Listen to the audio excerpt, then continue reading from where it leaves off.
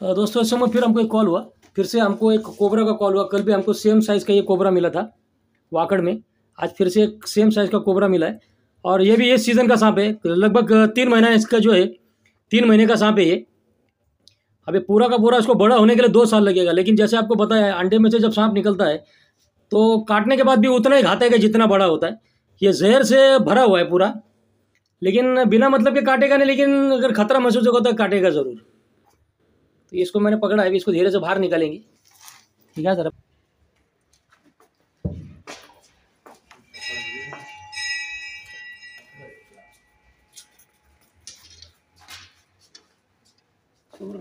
खाली बसून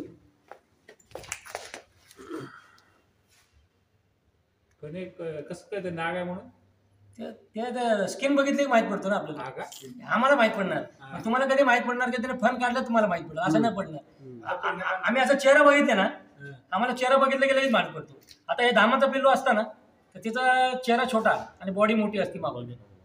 आज समजा हे तुम्हाला पकडून असं पकडून चावा घेतला तर मग तुम्हाला सांगता येत नाही, म्हणजे तुम्हाला 40 मिनिटं लागणार का 1 तास लागणार की 1.5 तास लागणार, किती 20 तिने सोडले। पण छोटा असला तर 20 जास्त सोडतो। पण ते चावल्यावरच हे करणार ना, काय ते चावल्यावर म्हणजे चावलं त्यावेळेस वीस सोडणार ना। हां हां, ऑन द स्पॉट लगेच 1 सेकंड पण नाही, हव्यात सोडत नाही, हवेत नाही सोडत। स्पिटिंग कोबरा नाही, स्पिटिंग कोबरा नाही।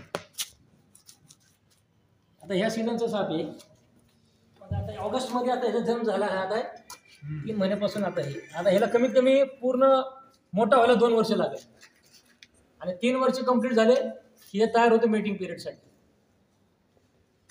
खूप विषारी साप, स्पेक्टेकल कोबरा।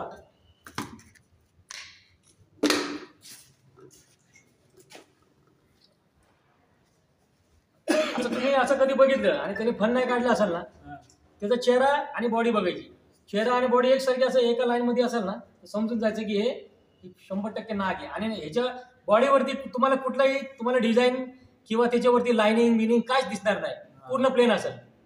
ह्याच्यामध्ये डार्क ब्राऊन पण असतो, कार्बन ब्लॅक पण असतो, लाईट ब्राऊन पण असतो, पण ह्याच्या शरीरावरती तुम्हाला डिझाईन नाही दिसणार। हां, तो घाबरतोय ना, तो आपल्याला जास्त घाबरतोय आणि आपण त्याला घाबरतो। आता ह्याची गॅरंटी नाही, आता बसलाय ना हे असं एकदम पलटी मारून डायरेक्ट मला पकडू शकतो माझ्या हाताला। हा, असं नाही आपण शेपटीने पकडलं तर काय करणार नाही, फक्त एवढं की समोर जो असेल मग त्याला फक्त तो आपण जो टार्गेट करतो ना फक्त त्याच्या लक्षात येतं असतं त्याला।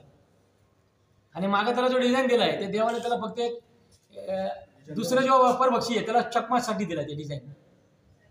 म्हणजे मागून त्याला कुठे पक्षीने बघितलं ना त्याला काय वाटतं त्याच्या डोळे आहे ते मला बघतोय आणि त्याचं लक्ष समोर आहे। दिसलं का बघा, मागची डिझाईन बघा, बघितली का? ते चष्म्याच्या आकारचा असं त्याला डिझाईन होतं, त्या त्याला आपण स्पेक्टेकल कोबरा म्हणतो। स्पेक्टेकल म्हणजे चष्मा।